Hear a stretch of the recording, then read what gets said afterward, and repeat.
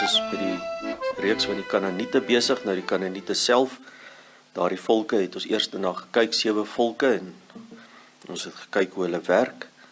Nou met hulle het ons klaar gemaak, en dan gaan ons aan met 'n paar ander prominente karakters in die Here se woord, en kyk hoe daardie geeste werk. Hulle is vandag nog net so werksaam. Daar is eintlik verskriklik baie in die Bybel wat ons na kan kyk, maar ek het so 'n paar van die groteres het ek uitgesoek, en dan kyk ons hoe hulle werk. Ons het gekyk na Isebel, en hoe Isebel werk, en vandag is ons by Absalom. Nou, die werking van Absalom en van Isebel is baie soortgelyk, maar is nie presies dieselfde nie. Die werking van die gees van Absalom is baie goed beskryf in die Bybel in 2 Samuel 13 tot 19, hoofstuk 13 tot hoofstuk 19, is dit werklik baie goed beskryf. En as 'n mens daardeur gaan, dan sien mens baie ooreenkomste met die gees van Isebel. Nou die verskil tussen hierdie twee is hoofsaaklik, is die gees van Isebel sal 'n persoon beset, en daardie persoon sal dan leierskap aanval en vernietig, en dan het daardie gees geslaag in sy doel en gaan na die volgende een toe. Die gees van Absalom werk min of meer dieselfde, teiken dan 'n voorganger of 'n leier, maar met die doel om daardie plek in te neem. So wanneer daardie voorganger of leier dan uit die pad uit is, dan gaan hierdie Absalom gaan dan self daardie plek inneem. So dit is die verskil tussen die twee, die hoofsaaklike verskil. Kom ons kyk na die oorspronklike Absalom. Absalom was die 3de seun van koning Dawid, en sy naam beteken vader van vrede. En nou is dit opvallend dat wat Absalom gedoen het, is teenoorgesteld van wat sy naam beteken.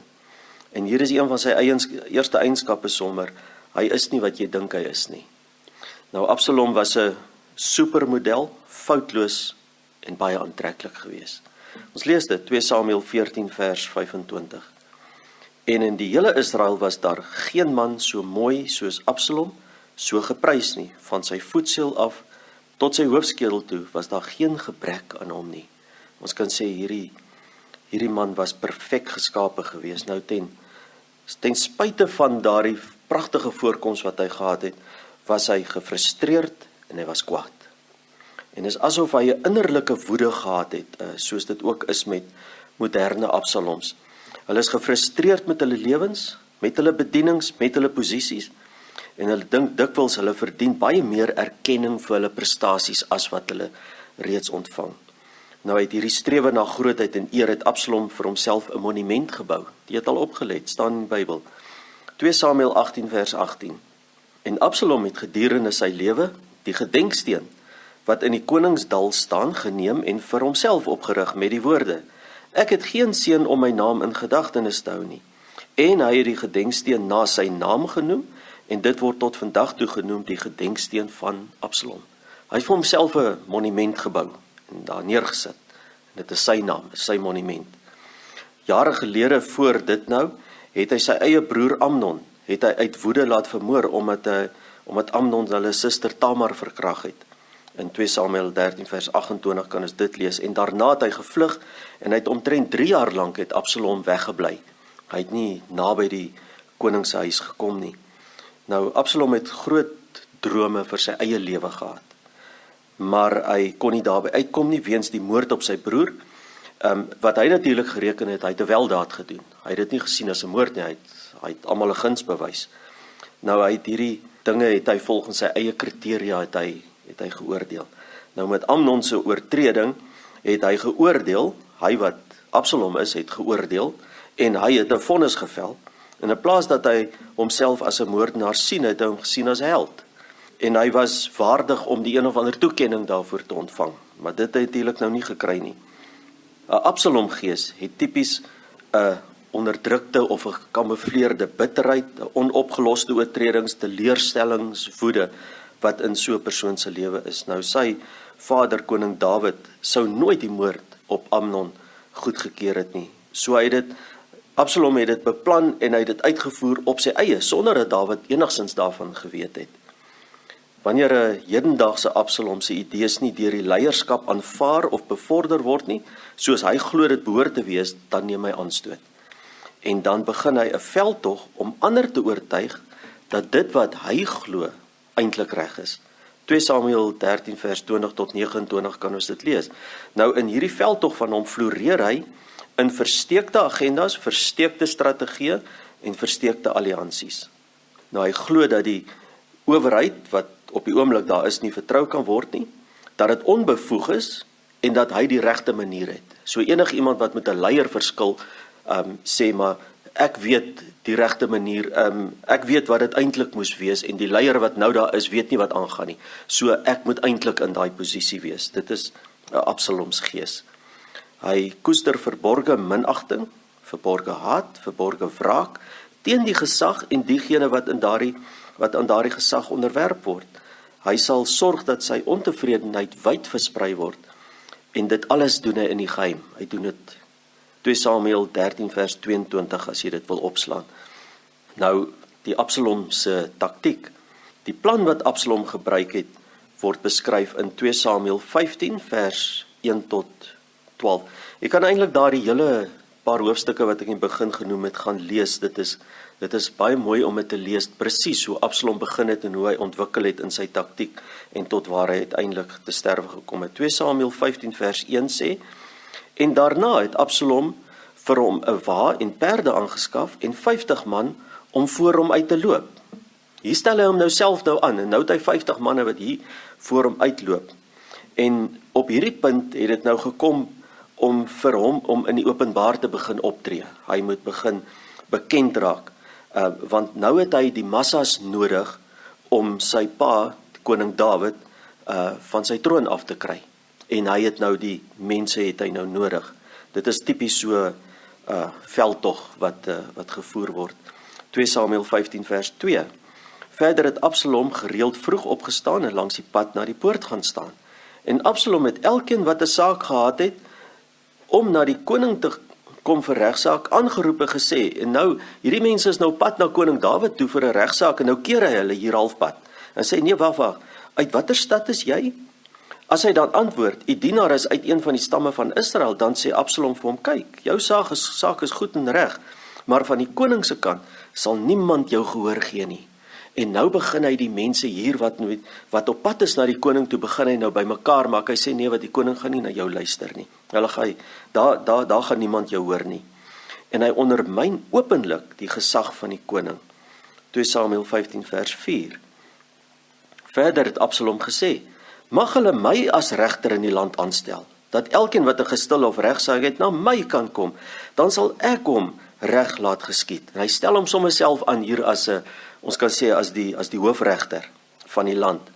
En elke keer as iemand naderkom om voor hom te buig, steek hy sy hand uit en gryp hom en soen hom. Op die manier het Absalom met al die Israeliete gehandel wat vir regspraak na die koning kom, sodat Absalom die hart van die manne van Israel gesteel het. Dit is sy taktiek, dit is hoe hy werk. Nou hy loods hierso 'n openlike en 'n baie suksesvolle veldtog. Hy is op die grond, hy's tussen die mense. Dis waar hy met hulle praat. Hy wys aan die mense dat hy vir hulle werklik omgee en dat hy daar is vir hulle. En met sy besonder mooi voorkoms, dan begin hy die held van die land te word. Hy wen al meer die volk se hart, hy steel hulle harte en hy maak hulle al hoe meer afvallig nou van die koning. So hulle kies nou sommer sonder dat daar veel gedoen of gesê word, net deur sy optrede begin die mense hom te verkies bo die koning. Sy ondersteuningsbasis raak nou al hoe groter. En hy glo dat hy beter weet as die koning self. Die koning is aangestel, maar hy sê nee, wat ek is nou sommer die regter hier. Hy promoveer homself en beveel homself aan as die een wat kan besluit oor reg en verkeerd. En daarmee ondermyn hy dan die gesag van die koning. Die eer wat die koning toekom, dit vat hy vir homself. Nou 2 Samuel 15 vers 7. En na verloop van 4 jaar het Absalom aan die koning gesê, laat my tog gaan en my gelofte wat ek aan die Here gedoen het in Hebron betaal. Want die dienaar het 'n gelofte gedoen toe ek in Geser in Aram gewoon het en gesê, as die Here my werklik in Jerusalem terugbring, sal ek die Here dien. Toe sê die koning vir hom, gaan in vrede, en hy het hom klaargemaak en na Hebron gegaan. En wat nou hier gebeur het is, Dit het tyd geword vir Absalom om sy nuwe party te vestig en om homself koning te maak, en hy gaan vra toestemming om na Hebron te gaan, maar hy het 'n valse voorwendsel. Dis nie werklik hoekom hy wou gaan nie, hy het 'n valse voorwendsel. In vers 10, verder het Absalom spioene uitgestuur onder al die stamme van Israel om te sê, as julle die geluid van die ramshoring hoor, moet julle sê, Absalom is koning in Hebron. Kyk nou net, die toestemming wat hy vra, hy wil 'n gelofte gaan aflê, is al wat hy gesê het, en nou sê hy, nee, daar moet mense vooruit gaan, en dan moet hulle gaan skree, Absalom is koning in Hebron, en hy stel hom sommer self aan. Hy maak seker dat indien iemand nog nie van hom gehoor het nie, dat hulle met veldtogte nou bereik gaan word. En hy stuur die spioene uit, mense wat opgelei is om van plek tot plek te gaan. Nou, Absalom het gesorg dat die mense van hom weet. Vers 11, en uit Jerusalem het 200 man met Absalom saamgetrek wat genooi was, en in hulle onskuld, hulle het nie geweet wat hier agter die skerms aangaan nie, in hulle onskuld gegaan het, sonder dat hulle van die hele saak iets geweet het. Onskuldige mense, hulle gaan, dit is mos die koning se seun, hulle gaan, hy het hulle gestuur, hulle gaan doen, hulle weet glad nie hier wat agter die skerms aangaan nie. Nou sy plan was groot en sy veldtog was slinks en ondertuims. Nou vers 12, Absalom het ook, terwyl hy die slagoffers bring, Agitofel, die Giloniet, 'n raadgewer van Dawid uit sy stad, uit Gilo, laat roep. So het dan die sameswering sterk geword en die mense aldeer meer by Absalom aangesluit. Hy het nou al die grootste deel van die volk het hy nou al saamgesleep, weg van koning Dawid af. Hulle is nou sy volgelinge. Hy was 'n meester manipuleerder. Hy het mense laat glo dat hy reg is en dat hy vir hulle omgee, dat hy hulle vriend is. Hy het die mense gesoen sodat hulle moet glo dat hy hulle regtig liefhet en regtig vir hulle omgee. Hy bewys dit mos nou. En hy soek elke geleentheid vir selfbevordering. As hy dit nie kry nie, dan maak hy 'n geleentheid.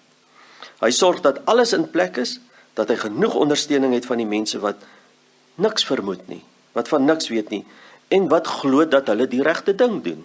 Hulle weet mos nou nie wat sy werklike bedoeling is, die mense glo hulle doen die regte ding.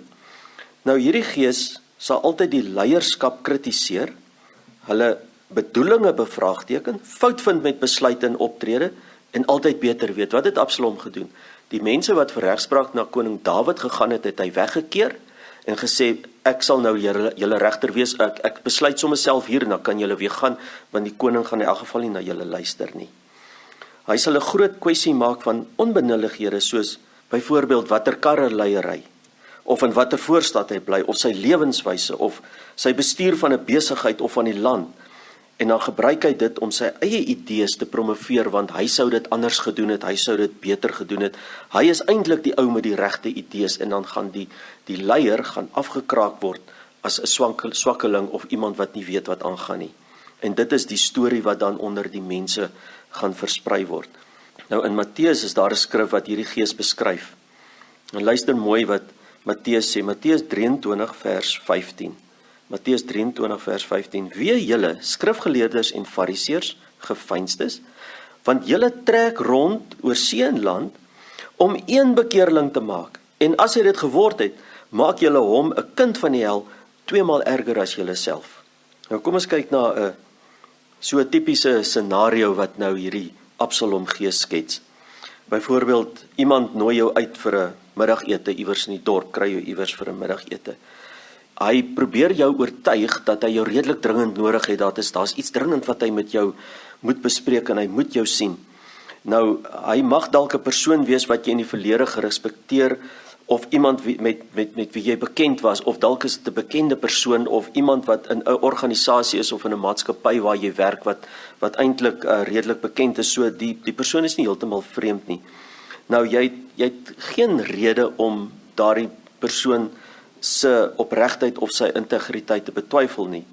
So jy skeduleer dan daardie vergadering, of jy gaan na die middagete. Nou, daardie persoon sal die meeste van die praatwerk doen.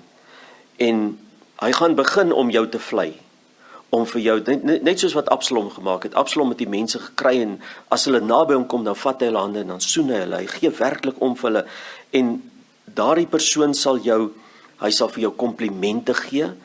Hy sal vir jou vertel hoe word jy geëer op die plek waar jy is en later voel jy so goed oor jouself. Jy het nie geweet jy so oulik nie, maar nou weet jy so oulik soos wat jy nou is, want hy het dit nou vir jou gesê.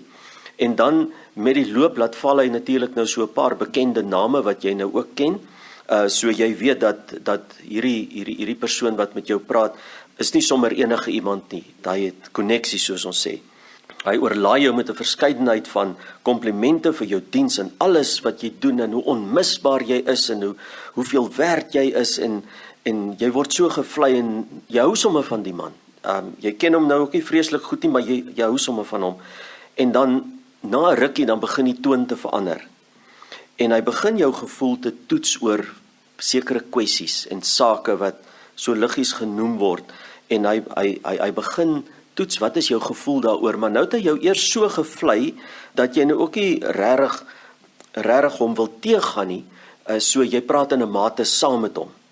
En dan begin hy probleme uitwys by die leierskap of hy begin probleme uitwys in die maatskappy of in die kerk of waar dit ook al is, en dit is vernederende opmerkings wat gemaak word en selfs al stem jy nie regtig saam nie, dan is die saadjie tog geplant. Nou dan begin daar agterdog in jou eie kom, ja, maar hierdie is mos nou nie enige man nie, so wat hy sê is heel waarskynlik reg of dalk is dit nou nie heeltemal nie, maar ek begin nou ook wonder en nou begin jy self begin twyfel oor die maatskappy of oor die leier en dan vertel hy jou op so half 'n heilige manier dat hy eintlik nou diep bekommerd is. Hy's regtig bekommerd en oor dit wat hy nou met jou bespreek het en dit is omtrent waar hy die gesprek los. En dan het hy nou geslaag in sy doel en hy is nou daar weg en die saad van twyfel is nou gesaai en nou het hy vir hom nog 'n volgeling bymekaar gemaak. Nou daardie mense sal werklik baie moeite doen om van persoon tot persoon gegaan. Wat het Absalom gedoen? Hy het langs die pad gaan staan. En hy gewag dat die mense een verbykom. Hy het nie eens op 'n podium geklim en nou 5000 probeer toespreek, ja, een. Hy het hulle het hy hulle gemanipuleer en hy het hulle eintlik kan ons sê onder 'n sluier gebring. Een het hy met die mense gepraat. En terwyl hy met mense praat, begin hy sy eie siening en sy eie standpunt begin hy promoveer. En mense begin, ja nee, hy's nogal reg. Ja, dit is waar wat hy sê, ek het dit nog nie so gesien nie, maar en nou begin hy subtiel en gefokus foute van die leierskap uitwys. En die mense begin hulle om daardie persoon te skaar. Daardie mense wat hoor wat hy sê, aanneem wat hy sê en ook so begin dink, hulle begin hulle skaar by hierdie persoon. En hy begin sy volgelinge bymekaar maak. Baie van daai mense sien hulle self dalk ook as leiers. Hulle dink nee, maar ek is daarom nou lojaal en hierdie ou as hy nou eendag die leier is, dan gaan ek daarom ook 'n goeie posisie kry. So daar kan iets in wees vir my ook. Nou die doel is om self in die posisie te kom wat aan iemand anders behoort. Absalom was op pad na die troon van Dawid. Sy pa was die koning gewees en hy was op pad soontoe. Nou mense sien hierdie scenario sien 'n mens baie keer in kerke, besighede. Ek dink seker die mees bekende plekke waar ons dit sien is in regerings. Waar daar mense in die regering is, dalk deel van dieselfde party en dan begin hulle nou verskil van die leier, begin hulle nou verskil.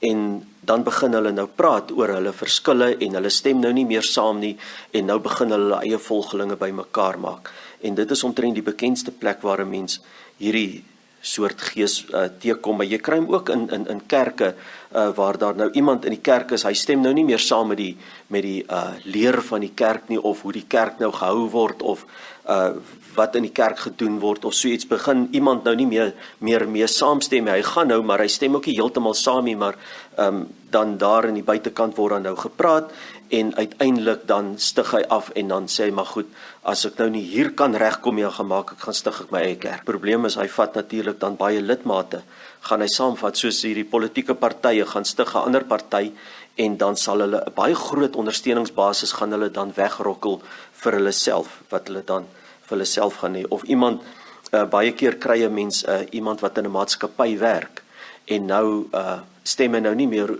saam met die leierskap daar nie, of hy het 'n probleem, en dan gaan hy so lank in die stilligheid, en hy begin presies dieselfde maatskappy, maar net op 'n ander plek, begin hy dieselfde ding, en nou begin hy die kliënte te kontak, en in plaas dat hy nou vir hulle die bestellings wat hulle nou gee vir produkte vir die maatskappy gee waar hy werk, vat hy hierdie bestellings vir homself, en hy begin dit kanaliseer daar na sy eie plek toe, en as hierdie maatskappy weer sien, dan het hy al lank al 'n ander een op die been, en as die bom bars, dan gaan hy maar net aan die ander kant. En dan het intussen hierdie maatskappy waar hy nou gewerk het intussen baie kliënte verloor. Hulle het 'n groot kliëntebasis, het hulle nou verloor, en dit is nou al lankal na die ander een toe. Daardie mense is mense wat kan praat, hulle kan jou oortuig. Nou 2 Samuel 15 vers 13. Toe daar dan 'n boodskapper by Dawid kom en sê, die hart van die manne van Israel is agter Absalom aan. Hier kom die boodskap nou, hy het nou sy veldtog geloods, en hier kom die boodskap by Dawid aan. Het Dawid aan al sy dienaars wat by hom in Jerusalem was gesê, maak klaar en laat ons vlug, want daar sal vir ons geen ontkoming wees voor Absalom uit nie. Maak gou om weg te kom, sodat ons nie miskien gou inhaal en onheil oor ons bring en die stad met die skerpte van die swaard verslaan nie. En daar ontstaan verwarring. En die leier weet, koning Dawid het geweet, die aanslag is teen hom, nie teen die mense, dit is teen hom. En daardie aanslag was vir koning Dawid oorweldigend gewees. En al wat hy kon dink is, pak op, laat ons vlug. Ons gaan dit nie maak nie, kom ons vlug. En dan gaan Absalom verder, en dis geweldig wat hier staan. Hy vergryp hom aan dit wat aan koning Dawid behoort het. Hy vergryp hom absoluut daaraan. Dit wat aan die leier behoort het, eis hy nou op, en hy maak dit sy eie. 2 Samuel 16 vers 15. Intussen het Absalom en al die manskappe, die manne van Israel, in Jerusalem aangekom. En Agitofel was by hom. Onthou nou, Agitofel was een van Dawids raadgewers, was een van sy manne gewees. En net toe Husai, die Arkiet, die vriend van Dawid, by Absalom kom, sê Husai vir Absalom, mag die koning leef, mag die koning leef. Absalom is nie eers die koning nie. En hier kom Husai, wat 'n vriend van Dawid is, toe hy by Absalom aankom, toe spreek hy hom sommer klaar aan as koning. En dit is mense wat werklik geen loyaliteit het nie. Daardie vriend van Dawid, wat die Bybel sê is 'n vriend van Dawid, sou 'n mens reken is tog loyaal aan Dawid. Nee, hy is nie. Dawid het gesê, kom ons vlug. En hy sê, wel, dan gaan ek na die ander party toe, dan stap ek oor. Dan gaan ek na hom toe, en hy noem Absalom sommer klaar koning. Nou vir sulke mense wat nie loyaal is nie, is die posisie wat hulle beklee baie belangriker as loyaliteit. Want as hy openlik erken dat hy aan Absalom se kant is, dan sal hy nie doodgemaak word nie. Daar's vir hom 'n voordeel. Daar's 'n voordeel om oor te loop na die nuwe een toe. En daar kan vir hom 'n nadeel wees aan die een waar hy was. En nou vra Absalom uit hierna, vers 17. Maar Absalom vra vir Husai, is dit jou liefde teenoor jou vriend? Hy vra hom nogal, is jy dan nie Dawid se vriend nie? Waarom het jy nie saam met jou vriend getrek nie? Kyk hoe minag hy sy pa, die koning Dawid. Hy kon seker gevra het, waarom het jy nie saam met koning Dawid getrek nie? Nee, hy is sommer klaar gedemout. En nou sê hy, waarom het jy nie saam met jou vriend getrek nie? Minagtend teenoor die koning, teenoor die leier, die een wat in posisie is. Toe sê Husai vir Absalom, nee, maar aan hom wat die Here verkies, en hierdie volk en al die manne van Israel, aan hom behoort ek, en by hom sal ek bly. En ten tweede, wie sal ek dien? Is dit nie voor die aangesig van sy seun nie? Soos ek voor die Vader gedien het, so sal ek voor u wees. Husai draai net daarom, weg van koning Dawid af, en hy kom hang vir Absalom aan. Nadat Dawid gevlug het, het hy 'n klompie vroue agtergelaat. Nou Dawid het inderdaad gevlug, en Dawid het 'n klompie vrouens gehad, en hulle het agtergebly. En kyk wat vang Absalom aan. Vers 21. En Agitofel sê vir Absalom, gaan in by die byvroue van die vader wat hy laat agterbly het, om die huis op te pas. Dan sal die hele Israel hoor dat u gehaat gemaak het by u vader, en die hande van almal wat by u is, sal versterk word. Hulle het toe vir Absalom 'n tent op die dak opgeslaan, en Absalom het voor die oë van die hele Israel by die byvroue van sy vader ingegaan. Is hierdie nie een van die walglikste oortredings wat ons in die Bybel van lees nie. Kan 'n mens die verwaandheid van Absalom verstaan, wat sy pa se vrouens vat, 'n tent op die dak opslaan, sodat die hele volk kan kyk wat gebeur, en hy gaan by hulle in, en hy onteer hulle in die oë van die hele volk. Geweldig, dat iemand tot op daardie vlak kan daal om die posisie te kry. In 2 Samuel 17, daar besluit Absalom om 'n klomp manne agter Dawid aan te stuur om in te haal en hom dood te maak, want dan sal die troon verseker aan hom behoort. So as Dawid nou heeltemal uit die pad uit is, hy het nou al klaar gevlug, en die mense het nou al reeds by Absalom hulle geskaar. So al wat nou nog kort kom, Dawid moet nog net doodgemaak word, dan het hy bereik wat hy wou bereik. En dit is asof daar geen keer meer aan sy boosheid was nie, werklik geen keer nie, hy het net al hoe laer gedaal. Nou Dawid het 'n baie klein groepie mense gehad, wat werklik lojaal aan hom gebly het, hulle het saam met hom gevlug voor Absalom, en die grootste deel van die volk, en baie het in die geveg gesneuwel, want daar het 'n geveg uitgebreek. Nou lees ons 2 Samuel 18 vers 7, en die manskappe van Israel is daar voor die dienaars van Dawid verslaan, en die neerlag was die dag daar groot, 20.000, maar die geveg is daar uitgebrei oor die oppervlakte van die hele land, en die bos het daardie dag onder die mense meer verteer, as wat die swaard verteer het. Hoekom? Want Dawid was die gesalfde van die Here, Absalom nie. Absalom kom hier van die kant af, en hy probeer vir Dawid ontroon, hy is glad nie deur die Here aangestel nie, en die Here was met Dawid, en daai klein handjie vol wat lojaal gebly het, en hulle het met die skerpte van die swaard het hulle groot slagting aangerig teenoor die wat aan Absalom se kant was. Nou Absalom het homself verhef, hy het eintlik laag gedaal in moraliteit, kan ons sê, om homself koning te maak, en dit was sy val gewees. Vers 9, 2 Samuel 18 vers 9, en die dienaars van Dawid het Absalom onverwags aangetref, terwyl Absalom op 'n myl ry, en toe die myl onder die digte takke van 'n groot terpentynboom ingaan, het sy hoof in die terpentynboom vasgehaak, sodat hy tussen hemel en aarde bly hang het, terwyl die myl onder hom wegloop, en hy hang homself op. Nou Absalom se rebellie het geëindig, soos al die ander wat gerebelleer het. Absalom het met sy hare in 'n boomtak vasgehaak, daar het hy homself opgehang, daar het hy gesterf. Isebel het uit die venster uitgeval, en onder het die honde haar opgeëet. Korag, Datan en Abiram, wat hulle verset het teen Moses, die aarde het oopgeskeur en hulle vernietig, hulle verslind. En Judas, wat Jesus verraai het, hy het homself in 'n boom opgehang, en hy het vorentoe geval, en hy het oopgebars.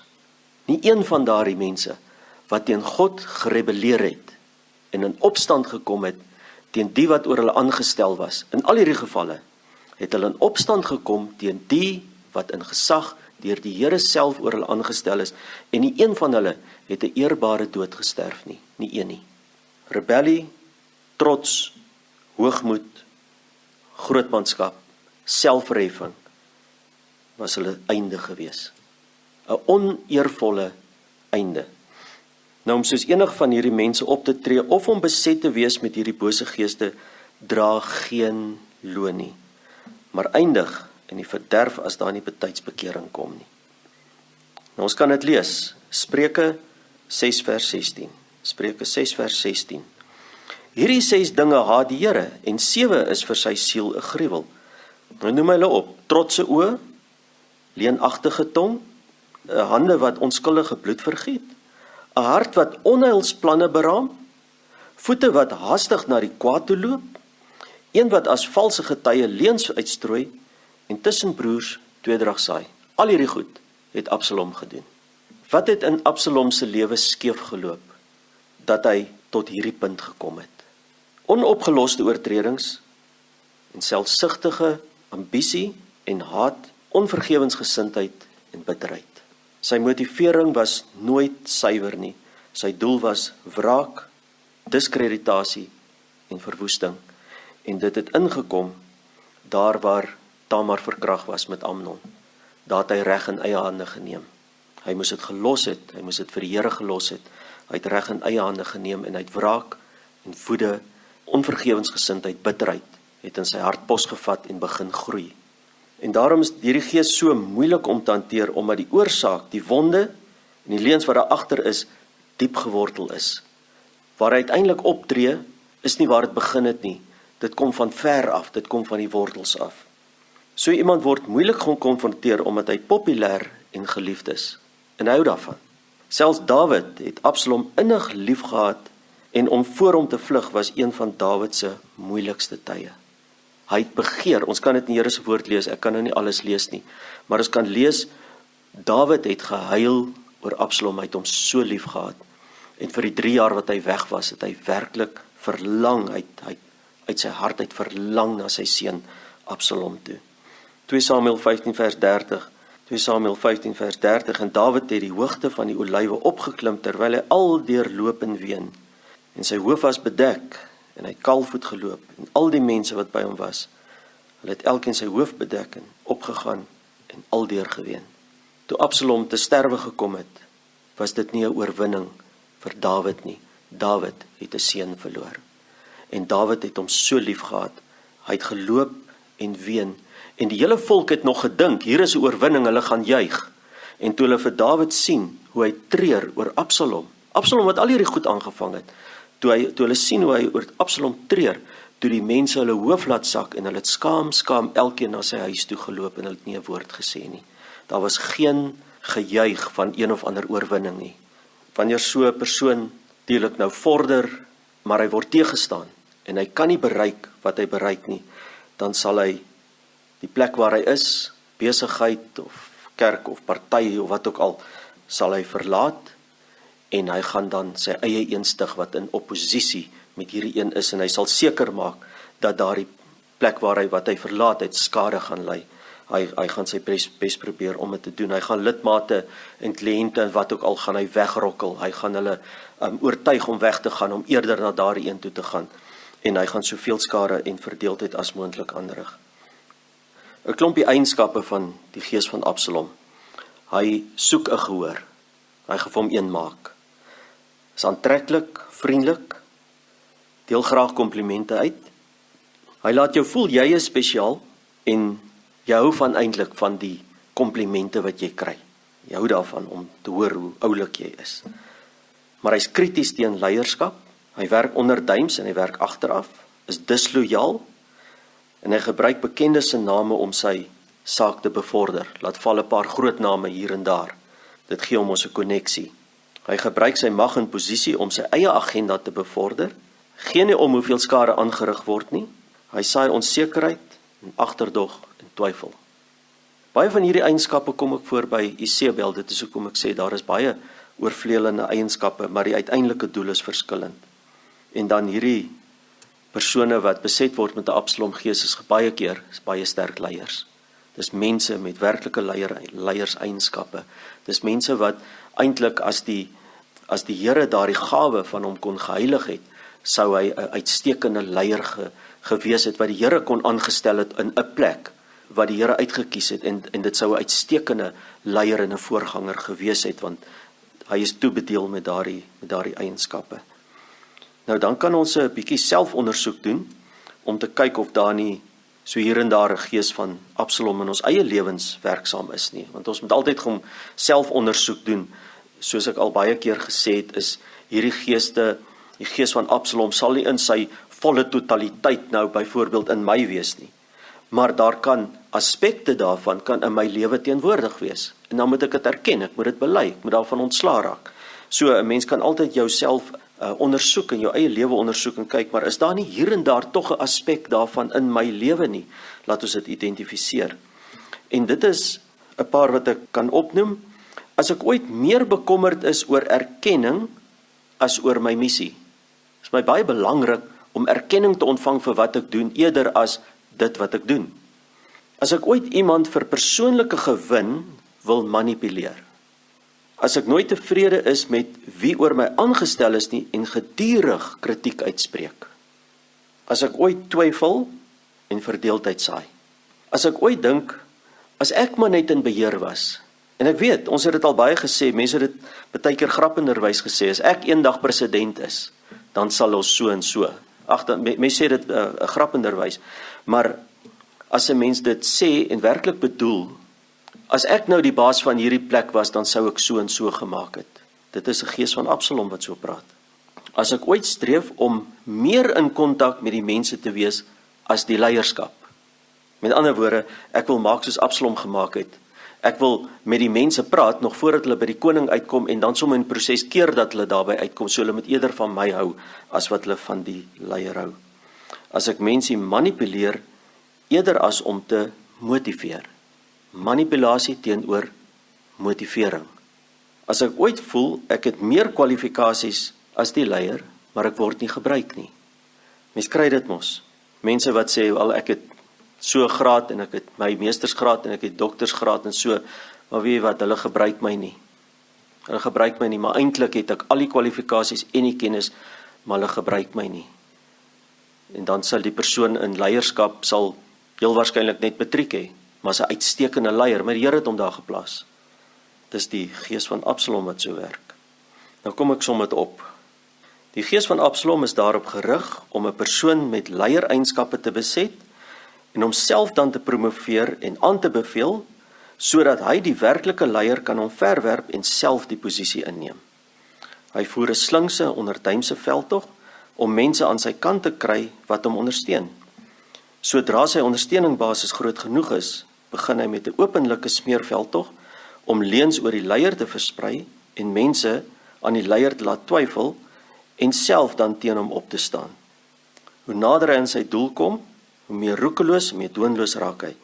Indien hy wel suksesvol weerstaan word, breek hy weg, stig sy eie besigheid of organisasie wat in oppositie staan en lok soveel mense moontlik weg na hom, terwyl sy slegte gerugte en aanvalle teen die leier of die organisasie of die kerk of wat dit ook al is, sal voortgaan. Nou in 3 Johannes lees ons waar hierdie gees in iemand werksaam was. Ons lees 3 Johannes 1 vers 9.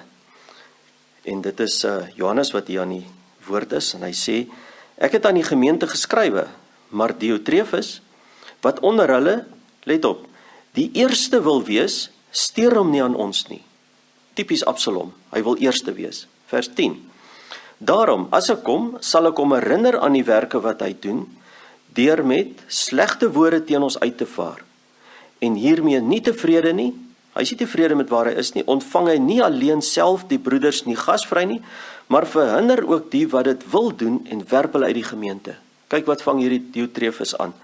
Net soos wat Absalom gewerk het. Hy het die mense gekeer om by die koning uit te kom en hier gaan verhinder hy die gemeente en as hulle nie wil maak soos wat hy sê nie, dan gooi hulle sommer by die gemeente uit.